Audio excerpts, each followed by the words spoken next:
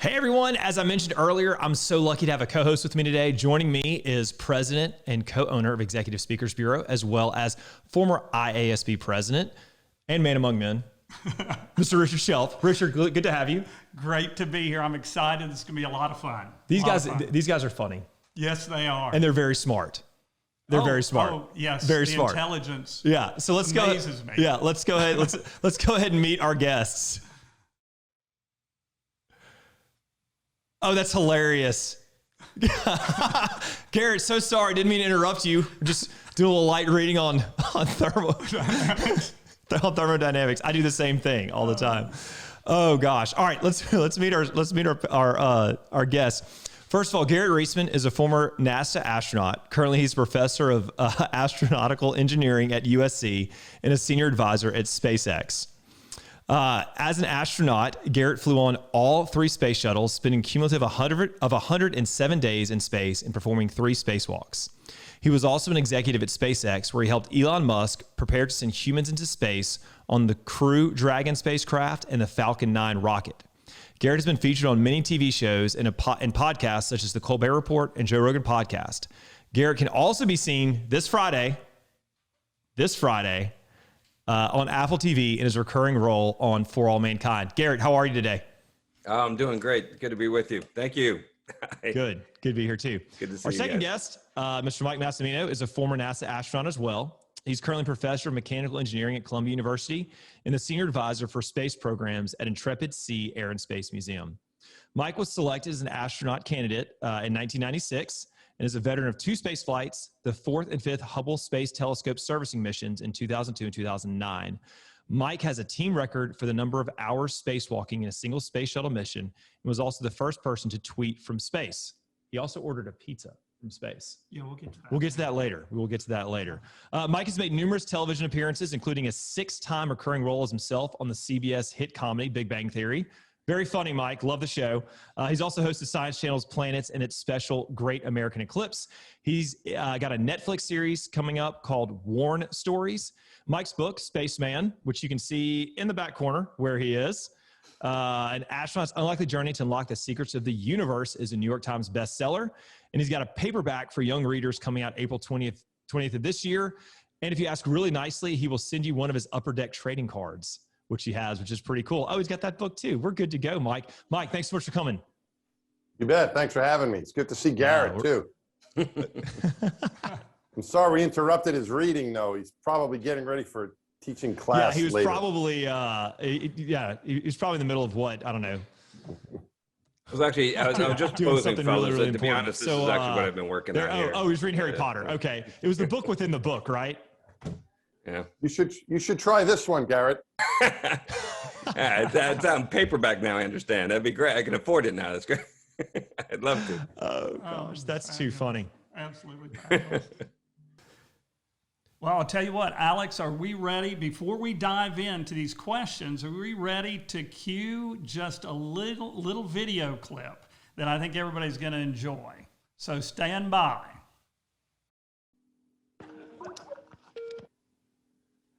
That's a good scene. Oh, that's an awesome That's a good scene. Mike, I got to tell you, you and I have had a discussion about nicknames, and obviously that clip is all about nicknames. Can you tell us a little something about nicknames in the space program? Be really interesting to hear. You bet. And Garrett can chime in with this too, if you like, of course. But yeah, you don't want to, it really, I think it's more of a military tradition. The Navy and the Air Force and so on, they would give each other nicknames, call signs, they would call them. And you don't want to get one you don't like, but you can't really get one that you suggest. It's kind of a strange thing. If you suggest it, you're not going to get it, and you want to be careful. And so once you get it, you might be stuck with it. I was lucky. I had some I wasn't going to be thrilled about, but I finally ended up with my nickname, which has been my nickname my whole life, which is Mass in the astronaut office.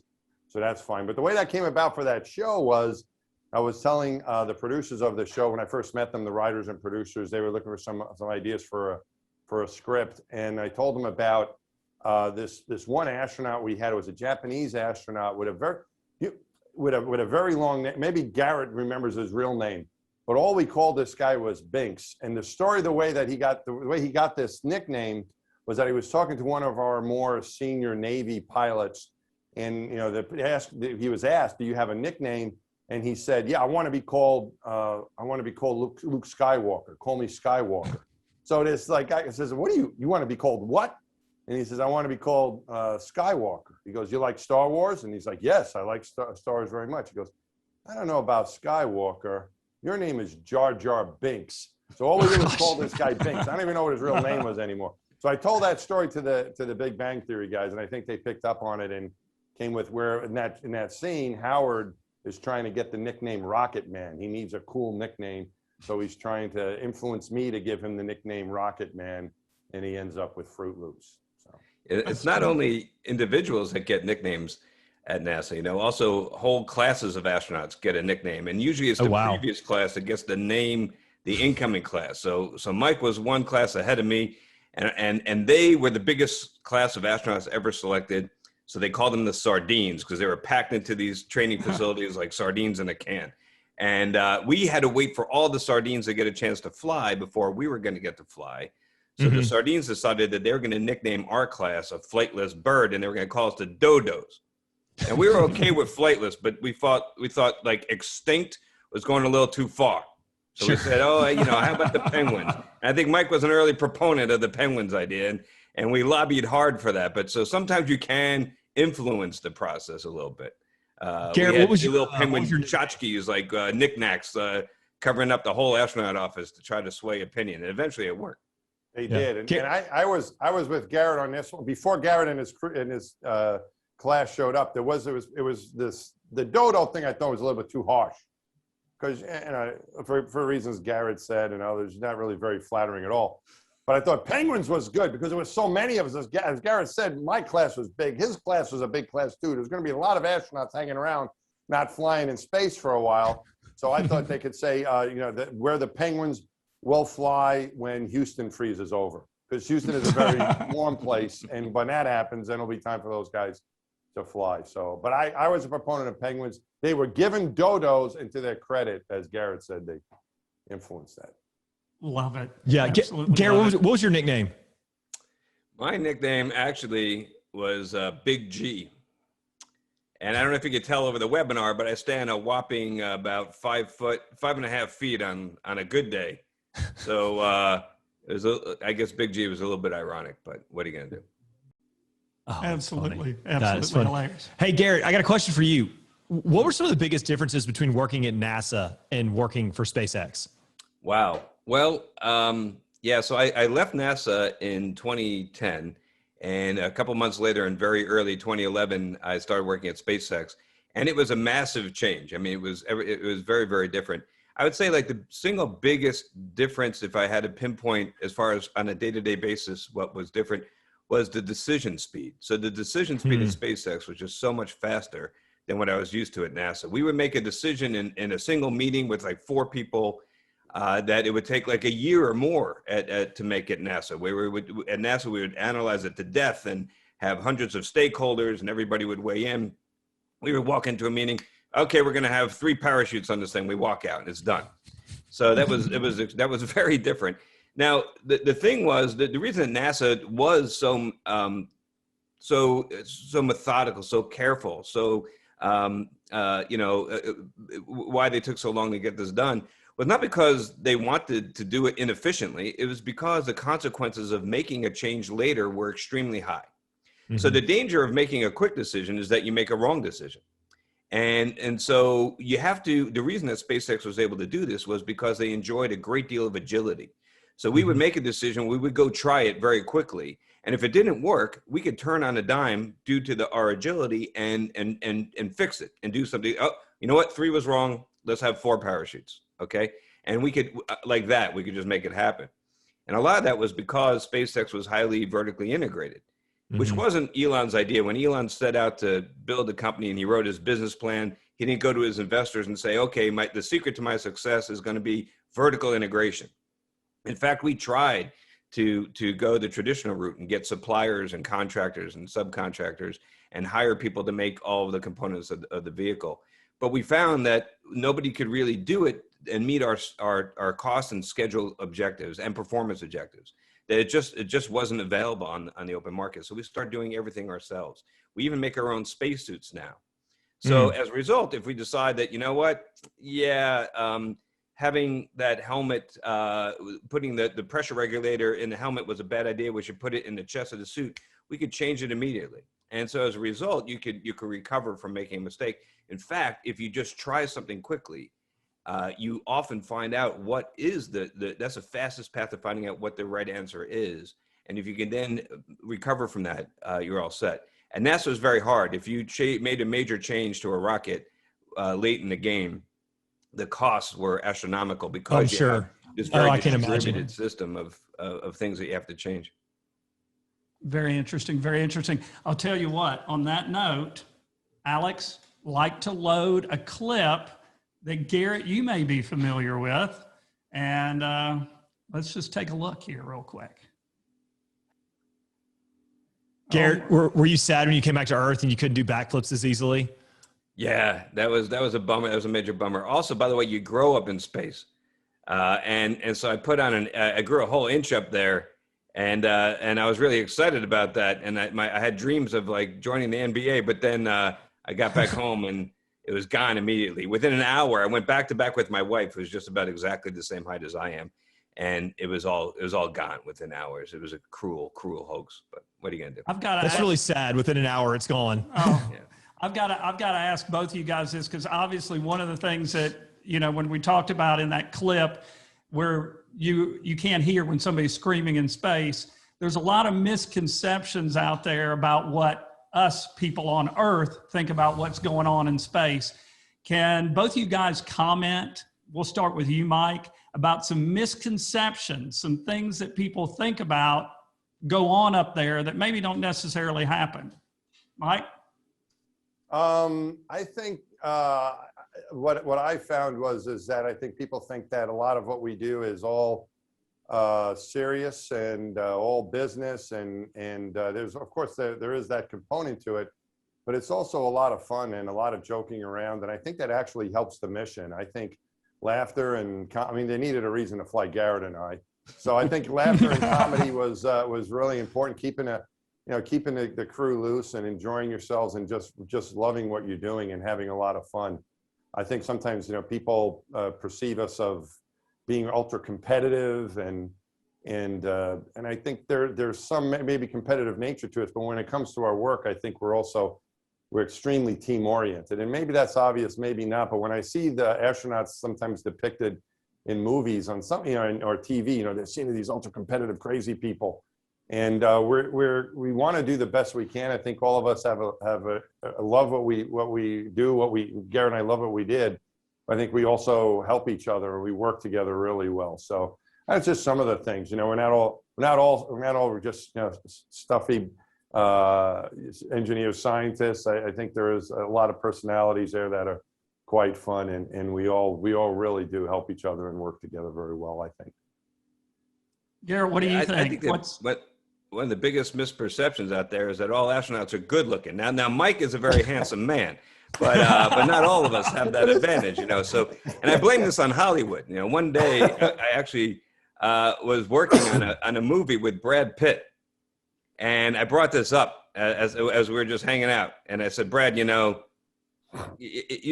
everybody, you know, look at who they cast for these astronauts. You got Clooney, for crying out loud, McConaughey, Tom Hanks. You know, what's up with that? You know, how come it always has to be you guys? When they meet me, they're always disappointed. You know, why can't, you know, Paul Giamatti, for example, right? That guy, he's a fine actor. Why can't he be an astronaut sometime? Why not? You know, why not him? And actually, his answer was really funny. He said, he looked at me and he goes, Garrett, you know, this is all I can do. I can stand in this spot, be lit well, and read something that somebody wrote on a piece of paper and make it sound like I just thought of it. That's all I could do. I have no other skills. If you take this away from me, I won't be able to support my family. I'll be out there digging ditches or something. So, you know, give me a break here. That's all I got is being good looking. I was like, okay, Brad. I after a while, I started feeling bad for Brad Pitt. It was very convincing. Yeah, I wouldn't feel too bad. That's a for good him. response. I got to give it to him for some creativity. Was that Ad Astra movie That's that you were right. talking to? That's Okay. right. That's it. Hey, Mike, question for you. What are some innovations that currently that are going on kind of at NASA? Like what are kind of the next things that they're working on? I'm sorry, for me or for Mike? For Mike. You can jump in too, Garrett, if you just want to not hear Mike talk. No, that's fine go. too. So I think, we're seeing one take place now with the Mars lander. I mean, that's not the human spaceflight program, but I think it's how we will eventually use this information to get humans to Mars. But with the Mars rover, with the new systems it has on board, particularly this helicopter that can fly around, and the way they'll be able to hopefully return a sample. They're able to dig now underneath the surface to take a sample and return it. And it's going to take about 10 years before that happens. But I think that we see all the new innovation with the landing that happened in a very interesting place on Mars. So I think the Mars rover is one great example of that, and how it also will lead to eventually getting people there with the tests of the atmosphere and looking for water and so on. So that's one thing I think that all of NASA can be very proud of. That's the uncrewed portion of it. And then I think for people, I think what we're looking at now is being able to go back to the moon to stay with people. And I hope that happens in the next 10 years, 5 to 10 years or so. And that's going to require a whole new way of thinking. We have a lot of experience of having people in space for long periods of time. Garrett being one of those people that was on the space station for an extended stay.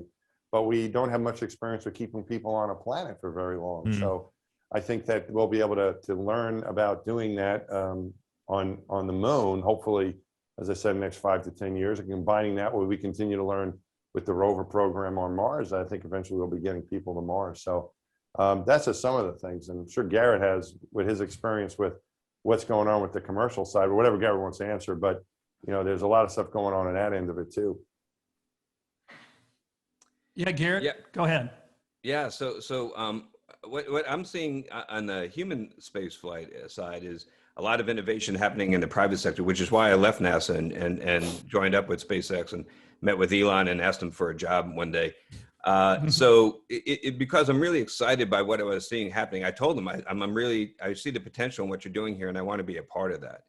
And so I think, NASA used to do NASA's doing still incredibly innovative stuff like the Pathfinder. The Perseverance, the rover we just put on Mars, and the Ingenuity, the helicopter is about to fly on Mars. But on the human side, we kind of got away from that a little bit, is how I see things. We used to be extremely innovative on the human side. When we flew Apollo missions to the moon, we were flying a digital computer inside that vehicle, which was revolutionary. And we put people's lives in the hands of this computer that normally, back in that day, computers took up entire rooms, and we had to make it about this big to fit on top of the rocket. So we used to do incredibly innovative things on human. But what happened, the reason I think that changed at NASA was over time, we had 3 huge tragedies. We had Apollo 1, we had Challenger, and then we had Columbia. And now, Apollo 1 and Challenger happened before our time, but Mike and I were both there when Columbia happened, and we knew all those people on Columbia. We were good friends with them. And in fact, Mike and I both spent a lot of times with the families of those fallen crewmates. And when you live through something like that, you never want to have to experience that again. I mean, it's profoundly painful. So I understand why kind of the things that happened, what happened. I understand the reasons behind it. Over time, what happened was after each of those tragedies, we got more and more risk adverse on the human side of human spaceflight. After Apollo 1, it didn't set us back that much, because what's amazing is within 2 years of the Apollo 1 fire, Neil and Buzz were walking around on the moon. But we did get a little bit more careful, as we should have. And after Challenger, more so, and after Columbia, we were reaching the point where our level of risk aversion was approaching the level of risk. And when that happens, you go from trying to manage risk to trying to eliminate risk. And really, the only way you could completely eliminate risk is just to not go, to stay home. And we were kind of getting there, where it became very, very hard at NASA to do anything really innovative. I don't think we have time here, but I got a big, long story about a meeting I had with General Chuck Yeager, where I explained to him how hard it was for me to really do anything brand new and innovative at NASA these days. And that's really what prompted me to leave. And the thing is, I just want to conclude this bit real quickly by saying that the most important thing to remember is that doing nothing, not making changes, being afraid to do anything new, also can have terrible consequences. In fact, I would put forth that all three of our major accidents, Apollo 1, Challenger, Columbia, occurred because we should have changed something. We should have done something different, and we failed to do so. We did not do it. And that's what cost us the lives of those astronauts. Absolutely. Absolutely. That's a good story. That's really, really good story. So Garrett, I'm going to kick it back to you. Obviously working for Elon Musk, just curious kind of whenever you because you went and took a tour, kind of learned about it. Then you said, hey, this is where I want to work. What was it specifically about SpaceX or about Elon's kind of approach to innovation and just how they did it that really, you were like, wow, this is really cool, or something that you saw was really different than what you've been exposed to before? Yeah, there were several things. So my first exposure to SpaceX was we were getting ready to launch on Atlantis for my last mission. And we had a day off because we were supposed to roll Atlantis to the pad, but it rained in Florida in the afternoon. Imagine that. I mean, nobody saw that coming. So, right. So the crawlerway was too wet. It was too soggy. We couldn't roll that giant stack out to the pad. So we had a day off. We got a delay. So they asked us what we wanted to do. And we said, actually, the first thing that we said was, well, we want to go to the range where the security guys practice, and we want to fire all their weapons. And they let us do that. But after we used up all their ammunition, then they said, okay, what do you want to do now? And they said, well, this company SpaceX, we know this company SpaceX over here is making this new launch pad. We want to go check that out. So, maybe we can go, maybe they'll invite us over. So we called them up and they said, yeah, sure, come on down. So our whole crew went over there and we saw what was happening. And at the time, people kind of dismissed SpaceX as this bunch of little hobbyists, like building rockets in the garage that was never going to amount to anything. Mm-hmm. But this was my first wake-up call that this was serious. We saw this launch pad, which was an old Titan launch pad, and they're talking about real big rockets, okay? At the time, they were getting ready for the Falcon 9. And it suddenly dawned on us that this wasn't just some minor thing. And what really impressed us was how fast it was getting built. Again, they were doing things in months that would take NASA years. And we were shocked at how innovative they were being, how scrappy they were being, how resourceful they were. And that's really was the first thing that clued me into, hey, there's a paradigm change coming here. Cool. Very cool. Mike, I got to ask you this because obviously a lot of the innovation talk, some of the things that we discover is that challenges at times can make you more creative and more innovative. One thing that I don't know everybody knows about you, Mike, is that you attempted to become part of NASA 3 times and were rejected. Is that not correct? But you still got in and have had a significant impact at NASA. Can you tell us a little bit about what you had to do and what you went through during that period of time? Yeah, sure. So yeah, you said 3. It actually took me 4 tries. So I was rejected 3 times. And the first couple of times I just got a letter in the mail, saying, nah, no, thanks. And then the first time I was at the beginning, it was kind of like halfway through my graduate school education. So I said, well, I need more education. The second time I was rejected, I was just about graduating and I was rejected. I go, well, okay, I need more work experience. And then after a couple of years of work experience, I got an interview. Once you get an interview, you're a finalist. And what got me that time was that I failed the eye exam. I mean, there's no guarantee I would have been selected anyway, but I failed the eye exam and was labeled medically disqualified. And back then, the rules were different. You had to see very well without contact lenses or glasses. I'm wearing contact lenses now. They've changed a lot of those rules now. So people shouldn't be disheartened if they go, well, I don't have perfect vision. Certainly it's much different than it was, but this is 25 years ago when I was trying to get selected, and you had to see pretty well. So I failed the eye exam, and they didn't accept LASIK. I'm not even sure if LASIK existed back then, but it was pretty upsetting because once you're medically disqualified, they won't even read your application any longer. You're done for life. And what I did is I just thought about it. I needed a way to see better, and I had to do it naturally. I couldn't do it any procedures. They didn't accept any of that stuff. So I asked some optometrists some questions, and I learned about something called vision training. And there was a optometrist local to us. I was living in Houston at the time. Her name was Desiree Hopping, and I made an appointment to see her and said, hey, look, I need to do some of this vision training. And And she said that she had never worked with anyone who was older than 10. It didn't work with adults, she didn't think, because your eyes had to be developing. And I guaranteed her I could act very immaturely. Garrett can attest to that. And she agreed to work with me. And I was able to pick up a couple lines on the eye chart to become requalified, That's just good. so that I could submit an application again. That's good. And then on that fourth try, I passed the eye exam and then I was selected on my fourth try there. But yeah, it was kind of, when you don't have much, you don't have much hope you'll try anything. This was what I was doing, was training my eyes and my brain to see better. It really was a kind of almost like you're trying to trick your brain into seeing better, focusing at a further distance. But I think, through all of that, what it shows is that you just want to keep trying no matter what. You never know. And you can't always control the outcome of things, but you can control your effort. And that was the thing that was so disheartening about the medical disqualification, was that I couldn't even try anymore. Sure. I think I could kind of live with them just saying, "Nah, we have better people." But to say we can't even read your application, that I thought was really unacceptable from me to be able to accept that. So I had to figure out a way to get around it, and it worked. Absolutely fabulous. A lot of perseverance, Mike. There's no doubt about it. And things don't just happen for you, right? We heard that from Garrett too. There's a lot of things you have to go through to make stuff happen. Garrett, let me ask you real quick. What moment during your time in space left the biggest impression upon you? You've talked about a lot of things that you've seen, et cetera. What was the biggest impression for you?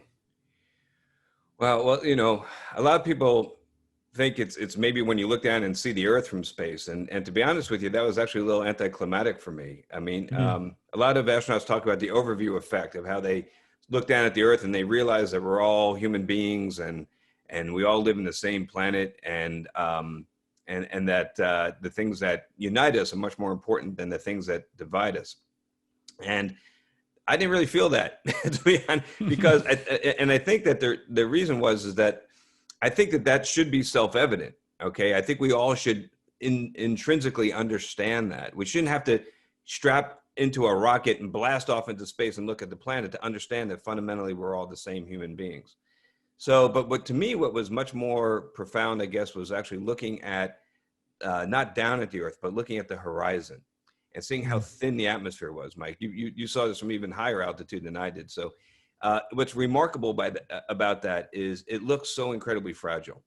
I mean, the thickness of the atmosphere compared to the diameter of the Earth is like the skin on an apple or the fuzz on a tennis ball. And when you see it, it looks just incredibly fragile, like it could just be stripped away by a gust of wind. And it's kind of terrifying, but it gives you a sense of the fragility and the beauty of our planet and the importance of taking care of it. Oh, absolutely. Absolutely. Mike, real quick, what was your biggest impression from the time that you spent out there, other than having to yank off that handle for the Hubble telescope? Yeah, I think as Garrett was saying, the fragility of the planet, certainly, but I just couldn't believe how beautiful it was. And from looking at the Earth, seeing its curvature, I just thought this is the most beautiful place in the universe. And I felt like I was looking into complete paradise, just like I was looking into heaven. And I can't imagine any place being more beautiful than our planet. And the way I just, there's really no words to describe it, but it was so beautiful at first. I couldn't even stand to look at it. I felt like I had to turn my head and couldn't even bear to look at it. It was so beautiful. Then I thought, what are you, crazy? Of course you're going to look at it. And this is all from the spacewalk. So I found looking at it during the spacewalk was different than looking at it just through the window. You can look wherever you want, and you don't have the, even some of the light, I think, is also is sort of absorbed by the windows we're looking through. And when you're out there, you're pretty much seeing everything as is, the brightness of the sun, the darkness of the nighttime, and so on. And then I looked a second time, and I got a little worried. I got so emotional, I started to tear up a little bit. And Garrett, remember, I think it was Hatfield had this problem with the drink bag mixing with his anti-fog, and it came back and caused some eye irritation for him, and he was blinded, I think, for a while. And now I'm worried, oh my goodness, if I'm going to introduce tears into my, into my spacesuit, it could cause the same problem. and then I would have to admit what happened. It'd be an investigation, and I would get a nickname that I really didn't like. They were going to call me Crybaby. I could see that nickname was flashing. So, and Garrett, I know, won't tell anybody this story. So No, I never. that nickname. But I was worried about that. And the third time I looked at, the thought that went through my head was, if you were in heaven looking down at our planet, this is what you would see. It's like a look from heaven. And then I thought, nah, it's more beautiful than that. This is what heaven must look like. I think we're very, very lucky to be here. And as Garrett said, the fragility of it. I remember looking at my gloves and like, I'm out here. The only way I can see this is because I'm wearing a spacesuit. And you look out in the distance and you see there's nowhere else to go. And we have to make this planet work. So, but I was just overcome with the beauty of the place, and it's our home, and I think we're very lucky to be here. So question for both of you, and Garrett, we'll start with you. After being in space, completing your first space mission, because both of you had multiple space missions, how did your view on innovation change after you completed your first mission? That could be either how to innovate, the importance of innovation, or like how not to innovate. Yeah, well, before I answer that question, I want to ask Mike a question, which is when you said you first looked out there and you had this overwhelming emotional reaction, what part of the earth were you looking at? Because I didn't feel that. And maybe it's because when I first looked out the window, I was looking down at Camden, New Jersey. All right. And it just, I didn't feel anything, but what were you looking at, like Australia or something? What were you looking at? I think that look there, we were over Africa. We had mainly an equatorial orbit. We were a lower inclination than you guys, like 26 degrees. You were at 51, so we were probably over Africa. But Garrett is from New Jersey, so he's talking about Camden, New Jersey, and I grew up in Long Island. And what I always felt about the best thing about going to New Jersey is you get a good view of New York from New Jersey. Maybe that's it. You shouldn't be looking at New Jersey. You should go look from New Jersey. So that's boy. Africa, though, Africa is one of the most beautiful parts of the planet to look at. So every time we flew over Africa, I would look out the window because it almost looks more like Mars. It's all those reds and browns. It's so brilliant. But I'm sorry, I didn't answer your question. Your question was about innovation. And I really, the most of the lessons I learned about innovation happened after I left NASA and went to SpaceX and saw a whole new way of doing things. And part of that was being being unafraid of failure. So one of the things that SpaceX is good at is failing early. Just try something and don't be afraid if it doesn't work, because when it doesn't work, you learn from it. And one of the things we were trying to do was get our rockets back. And this is probably one of the most fundamental revolutions in the launch industry in a long time. And Elon was saying, this is crazy. We're throwing these rockets away. We've never achieved affordable reusability. It's kind of like you're flying on an airplane from LA to New York. And when you get there, you take that, 757 and you throw it away. And you have to build a whole new one to get back to LA. I mean, if that's how we did air travel, hardly anybody would be able to afford to fly. It'd be a couple billionaires and maybe some very lucky government employees, right? So he said, but that's what we're doing in rockets. We can't do that. We need to get our rockets back. So we tried it. And the first time we tried it, do you think it worked? No, nope. The thing went kaboom, okay? The second time, the third time, the fourth time, the fifth time. But every time we failed, we figured out why we failed. And we fixed that thing. And then we failed again. And we found that second weakest link. And we kept working on it until finally, one day, it actually worked. And that changed everything, right? So that being unafraid to fail was one of the things that really was different and one of the biggest lessons I learned. Mike, same question to you. What was kind of the couple of innovation keys you learned after your first space travel completed? How you kind of changed your views on innovation or what you learned? I think one thing that I remember hearing from Alan Bean when I was a new astronaut, and this is not an actual painting. This is a lithograph of one of his paintings here that he gave me. But I remember Alan said that at NASA, you're going to be asked to do the impossible at some point. And I felt like we were asked to do that a lot on our missions. That when we first started thinking about, can we do this? Can we do that? No, there's no way to do it. And in one example, in between my two missions, Garrett mentioned the accident earlier. We had the Columbia accident, and when when that happened, it stopped our flights. We were shut down for a while. You know, Garrett explained how we lost our friends. It was terrible. And as we were coming back from that, we were able to go back to the space station.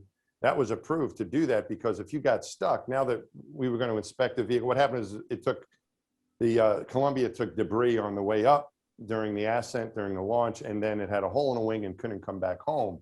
So if that would happen again, we would try to repair the vehicle. If you got stuck, you would stay at the space station for a while until they figured out how to get you home. But Hubble was canceled. The final Hubble mission that I was hoping to be on was canceled because they felt it was too dangerous, because there's no life support at the telescope. So they actually canceled the mission altogether, said, we're not going back there.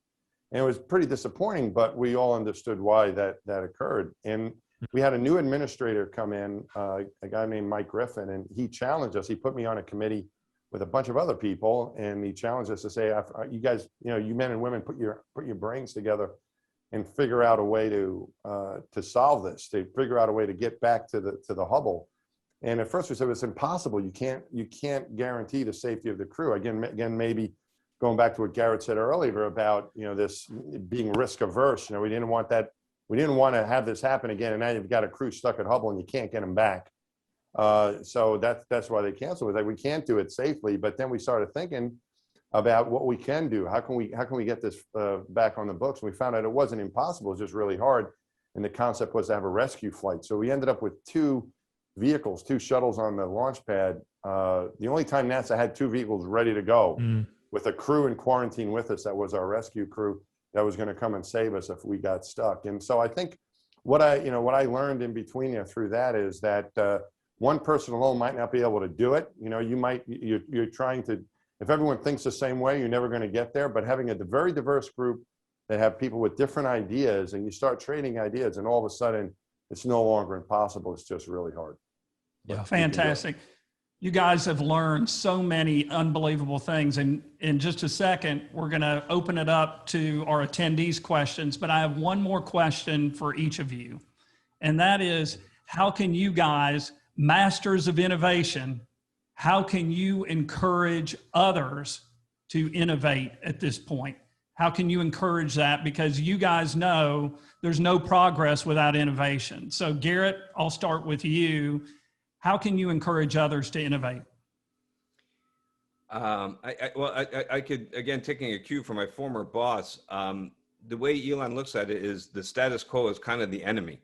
So one of the things he would do was he would challenge us every day to spend 15 minutes and sit down at our desk at some point during the day and think of one thing, a process or a method that, or a task that we've been doing exactly the same way for a year or longer. And then think of a way that we could do it better. Because if you haven't changed it in over a year, you're missing an opportunity to make something better. So the idea of continuous improvement, constantly trying to make things better, was in our DNA. And that's something that I think it came from the top down, but it's something that I think every organization can employ. Mike, what about you? No, it's, I had, when we were on the Hubble missions, our missions, we were trying to fit as much as we could in those spacewalks. And you had limited time, and you knew, especially on our last mission, and no one else was going there. So we wanted to do everything we could to leave the telescope in good shape. And we couldn't fit everything at first that we wanted to do. And we had to figure out ways to get it to fit. And there was a guy named Frank Ceppolina, who is nowhere near as famous as Elon Musk, but he was the kind of the visionary, started many years ago, back in the 70s, thinking of how you could service satellites when this first space shuttle concept first came about. And he did some early satellite servicing missions with Solar Max, for example, and another satellite back in the early days of the space shuttle program. The idea was to be able to service satellites, and then that grew into the servicing of the Hubble Space Telescope. And Seppi was his nickname, and Seppi challenged the team, and he said, for every minute of EVA time that you can save, look at everything we're doing, whether it's hooking up a tether, getting out of the airlock, taking an imagery, whatever it is, using a new tool, opening doors, look at everything and see where we can save every minute. And I think he actually didn't pay anybody, but his offer was, I'll give you $100 per minute. Now, he did not give anybody any cash. It was a government program. but that was they try to keep tallies of what they could save, and we saved this much time and that much time. And so that's what it was. It was needed to get everything in, and we eventually were able to get everything to fit within those 5 spacewalks that we did on that second mission. Especially, that was really critical because we knew we weren't ever going back unless something unusual happens. There's no way to get there any longer. But you never know. Maybe innovation can take care of that. That's also going to require government funding, so that probably won't work. But I think that was the way to look at it. Look at everything that we were doing on those spacewalks, and every minute you can save is worthwhile. And you find out just by trying to save 1 minute here, well, actually I can save 5 here, and maybe I can do that same thing over here on the next spacewalk. And that was the challenge that seemed to get people going. And that was what everyone was always told, we can save a minute with this. How about if we did this? And I mean, everyone was thinking that way to make it more efficient and be innovative. Great lessons. Yeah, absolutely good great stuff. lessons.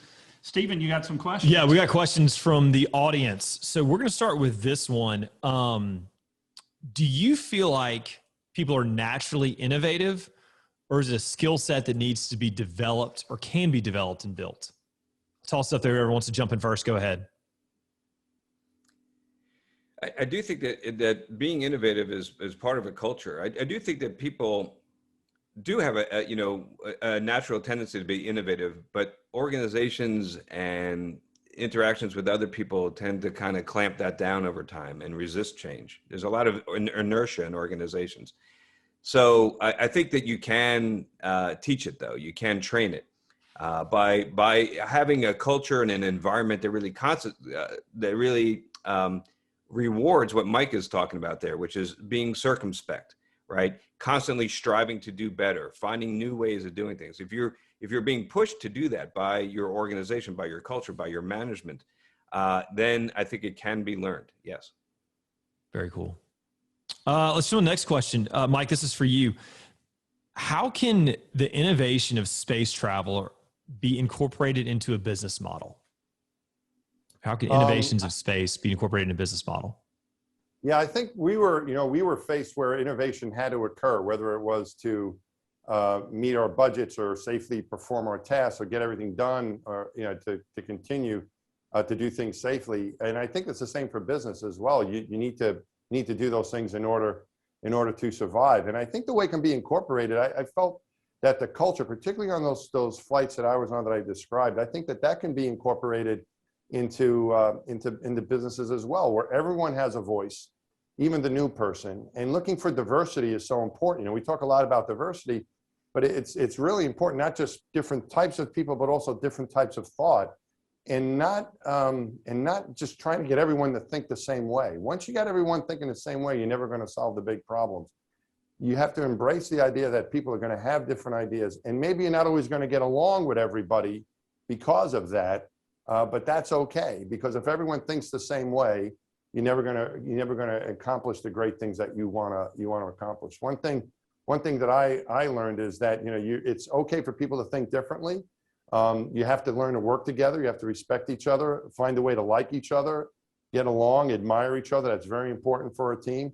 But that doesn't mean you need to all have the same ideas, and that you want to embrace these different ideas that people come with. Don't shut them down. The commander was the person that could shut it off. Like, we're done with that. We're not talking about it anymore. And that would be the end of innovation right there. I think that from the leadership down, it needs to be very accepting of even things that might seem like crazy ideas. You can say, well, we're not going to do that because of this reason or whatever, but certainly trying to give everyone a voice, have a diversity of thought, and be accepting to listen to all those ideas and not shut them down. I think those are things that can work in everything we do, not just in space travel or in business. Good. I can learn from good that stuff. lesson, Yeah, Stephen. that's good. Absolutely. That's good. That's good thought. Garrett, question for you. Is space travel hard on you physically? What are some of the physical demands or rigors that people don't think about whenever you're traveling in space? Other than learning how to do backflips. And growing. Yeah. So it is very stressful to the human physiology, to the human anatomy. So probably the most profound effect that happens is when you first go up there, your vestibular system is messed up because your inner ear, your otolith organs, your semicircular canals, these are the things that give you your sense of balance. And they don't work without gravity. So they're sending garbage signals up to your brain, and your eyes are saying, hey, everything is fine. But this thing is saying I'm spinning this way. This thing says I'm spinning that way. And I couldn't do it kind of that. makes you seasick, right? It feels couldn't like do that. motion sickness. Sorry? I said I couldn't do that. I hate roller coasters. Like, I couldn't Yeah. do that. Like I'm done. Sorry, NASA, you just lost an astronaut. Yeah, like, he doesn't like the little cups at Disney World. Yeah, that part's not really fun. It usually lasts 24 to 48 hours, but some people are different. Some people can last much longer. So you never know. So and we take medication for it too. And so I remember. can you train for that? Like to see if you're going to have that, or like, is there any way to like replicate that on Earth, or it's just kind of one of those things like, hey, it's going to happen. Like, good luck. Yeah, no, there's no way to predict it. So we've sent people up there that are like aerobatic pilots and test pilots that have a bad case of it. We've sent people up there that are total couch potatoes and they do fine, you know, and vice versa. So there's really no way of knowing. You just got to go and you find out, you know, how it is for you when you get there. But we do have medication for it. And I remember on my first flight, we didn't have a doctor on board, so we had to take these shots. And but we did have a veterinarian. So Rick Linehan was on board, and so he gave us the shots. But he wasn't used to his patients talking back to him, right? He's used to, he was a veterinarian, but he wasn't like a dog and cat guy. He did like elephants and like tigers and things. And so he like, rammed that thing home when he gave us the injections. We're like, hey man, you know, I'm not a rhinoceros. What do? You don't have to get a running start. Stop it. Gosh. That's too funny. That's too funny. I love it. So we've got a bunch more questions we got to get to. We're up against our time. So if we don't get to your question, we'll send out the response to the questions in our follow-up email. But we've got to close with this because we teased it earlier. Yes, absolutely. Mike, talk to us about ordering a pizza from space. So that was, we were coming back. It was for my first flight. And one tragedy we had in our cuisine, and we can go on about food all day here. I actually liked it. I think Garrett didn't like it as much, but I kind of liked it. It was mainly because it was easy to prepare. But it was no pizza. And this is a tragedy, not having any pizza. And I was, you know, we were going to have, you know, I talked to my commander. We were coming back to Florida. I was like, look, our families are going to be there. I think we should, you know, go out by the pool at the hotel after we all get checked out tonight. We were getting back, you know, during the day, and we should all recongregate and we should order pizza from Abatino's, which was the place I liked. And he goes, okay. And he goes, I'll let, you know, his wife. I'm like, no. I don't trust this to anyone else. I'm doing this. So the last thing we did before we stowed the PGSCs, our computers, was I placed my order for the pizza that we were going to have because I didn't trust it. I didn't want it to get messed up. So I placed that order, and sure enough, that's what we had when we got back to the. So did you do it online or like, did you call someone? You're like, hey, so I'm in the atmosphere right now. Like, how did that go? We had email capability, and the email back then, it was with the shuttle, we had an email sync just twice a day. So I timed it for the last email sync to go down directly to the pizza place. So they knew what was happening. Did it work? I wasn't going to take any. I didn't want to like send it to somebody to forward it. Right. This is highly critical. It was important. The success of the mission. Did it work? Yes, it worked. Okay. It worked. So Mass, on the space station, we had a phone. And so I called up a bunch of places and ordered pizzas. And then I had a whole bunch of free pizza waiting for me when I got back because they had that deal, like 30 minutes or less delivery, right? I'm like, good luck. I'm on the space station. Oh, that's too funny. I love it. Garrett, okay, so I guarantee this last question. Did you prank call anyone from space? Did I prank call anybody? I used to like, I called a couple people and I got hung up on because I would call and I'm saying, hey, I'm calling for this guy. I'm calling from the outer space. And they would just hang up on me. And then I have to call back. And I'm like, no, I'm serious. Don't hang up on me. I'm really in space. Oh, that's One thing, Garrett, you did. I heard that you had pretty good Wi-Fi when you were up there. You watched some television shows. What was your favorite television show when you were up there? Yeah, so when I was up there, I had a couple of TV shows. They would send me a Yankee game, so I'd watch some baseball up there. And I was watching Battlestar Galactica. I remember that because I was a big fan of that show. So I was watching that live up there. And Awesome. that was a lot of Awesome. fun. Guys, thank you so much for coming on. It's been amazing. It's been so much fun. Richard, thank you so much for co-hosting. It was great. I love it. You guys, fabulous, fabulous job. And I know everybody that heard all your answers were just incredible. I was in awe listening to you guys. I mean, stories you can't get anywhere else. Yes. They're great to work with, great on site, great virtually. So great things. To all of you who joined us today, thank you so much from all of us executive speakers. We appreciate your time. We appreciate you tuning in. Again, if we did not get to your question, we'll make sure that we get it to the gentleman and we will send it in our follow-up email as well as a link to the recording. For booking information or for more information on Mike and Garrett, please go to our website, www.executivespeakers.com. There you'll find bio, speech topics, as well as video of them speaking live. So Garrett, Mike, thanks again so much. Mike, good luck with the book. Garrett, good luck with the TV show. Everyone else out there, we will see you next time. And